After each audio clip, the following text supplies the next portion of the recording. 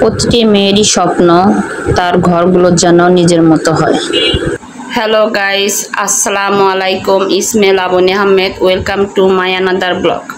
কাছে দূরে যে যেখানে আছেন, আল্লাহর রহমতে আপনারা সবাই ভালো আছেন। আমিও আপনাদের দোয়ায় আলহামদুলিল্লাহ ভালো আছি। আমি অফ ক্যামেরায় এই যে পুরাতন পর্দাগুলো সরিয়ে নতুন পর্দাগুলো এখানে সেট করে দিলাম। আর এখন আমি বিছনার গুছিয়ে নেই। বিছনাগুলো একদম অগুছালো। এই যে ঈদে বাড়ি যাওয়ার জন্য ব্যাগগুলো ধুয়ে দিয়েছিলাম, পরে ভাগ্যক্রমে আর বাড়ি যাওয়া হয়নি। এগুলো আমি সম্পূর্ণ গুছিয়ে নেব। আর অবশ্যই আমি আমার ঘরগুলো কিভাবে গুছাই আপনারা আমার ভিডিওর পাশে অবশ্যই থাকবেন। এখন আমি পর্দাটা এখানে টানিয়ে নিয়েছি। এখন আমি বেডটা চেঞ্জ করে আপনাদের মাঝে আবার ফিরে আসছি। এই যে আমার রুমটা আস্তে আস্তে কমপ্লিট হচ্ছে। আর এই যে আমি বেডটা এভাবে সুন্দরভাবে পেরে নিয়েছি। আর এখনও আমার এইটা গুছানো বাকি। এখন এই যে টিভিটা মুছানো বাকি। আমার দুই ঘরের দুইটা টিভি। আর আপনার এখানে দেখাচ্ছি, এই যেখানে আমার ওয়ার্ডরোবের উপর দেখেন কি অবস্থা। এই ওয়ার্ডরোবের কাপড়টা আমি চেঞ্জ করব। চেঞ্জ করে ওয়ার্ডরোবটা মুছে তারপর কাপড়টা বিছিয়ে দেব। দেওয়ার পর এখানে মেয়ের টেবিল, এখানে মেয়ের টেবিলটা মুছবো এবং মেয়ের টেবিলে বইগুলো গুছাবো। সম্পূর্ণ কাজ আমি অফ ক্যামেরায় করব, কারণ এত আর অন ক্যামেরায় করা সম্ভব না, কারণ অনেক কাজ আজকে আমার জমে গিয়েছে। তাই আমি অফ ক্যামেরায় করব। আর অফ ক্যামেরায় করার পরে আমার ঘরের লুকটা কেমন আসবে অবশ্যই আমি আপনাদের দেখাবো। আর অবশ্যই আমার ভিডিওর শুরু থেকে একবার লাস্ট পর্যন্ত আপনারা আমার সাথেই থাকবেন। এই যে আমার ওয়ার্ডরোবের উপর কাপড় গুছানো হয়ে গিয়েছে। এখন আমি জিনিসপাতিগুলো রেখে দেব। আর এখানে আমার মেয়ে কথা বলছে, প্লিজ আপনারা কিছু মনে করবেন না।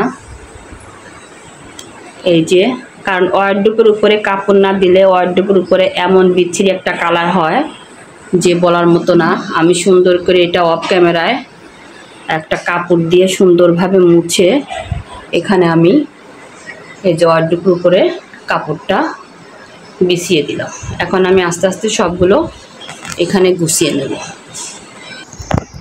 এই যে আমার এক রুম অলরেডি গুছানো হয়ে গিয়েছে। আমি পর্দাটা চেঞ্জ করে আমি পর্দাটা আর একটা পর্দা লাগিয়ে দিয়েছি। আর এখানে ড্রেসিং টেবিল পর ওই যে আমি শুরু থেকে বললাম আমি দেশে যাব ঈদে, কিন্তু ভাগ্যক্রমে ঈদে আর যাওয়া হলো না, তাই ঢাকাতে ঈদ করতে হচ্ছে।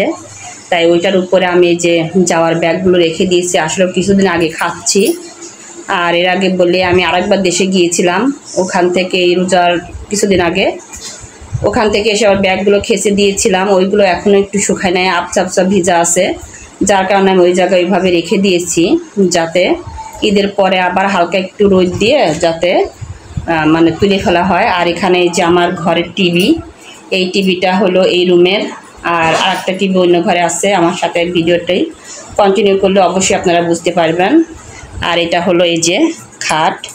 আমি খাটটা অলরেডি বিছনার চাদর চেঞ্জ করে দিয়েছি। এই যে, আর এখানে একটা চেয়ার রেখেছি যাতে মেহমান আসলে পরে একটু বসে কথা বলতে পারে। এই তো। আর এখানে এই যে ওয়ার্ডরোবের কাপড়টা আমি চেঞ্জ করে নতুন একটা কাপড় দিয়েছি, কারণ ওয়ার্ডরোবের উপরে কাপড় না দিলে ধুলায় এত পরে যে বলার মতো না।